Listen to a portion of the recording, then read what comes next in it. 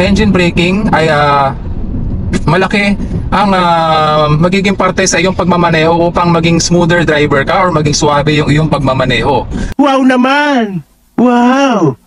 Wow! Dahil hindi mo kailangan gumamit palagi ng foot brake or preno. Engine po ng ating sasakyan yung gagamitin natin to slow down the vehicle. Okay? So, let me also inform you mga ka-fixit na lower gears give higher acceleration and also gives you more engine braking. So mas malakas po yung engine brake ng mga lower gear kumpara sa higher gear. No? Let me give you an example mga ka-fixit ha. I'm into second gear. Okay, second gear po tayo. And then I will accelerate and then let go of the gas.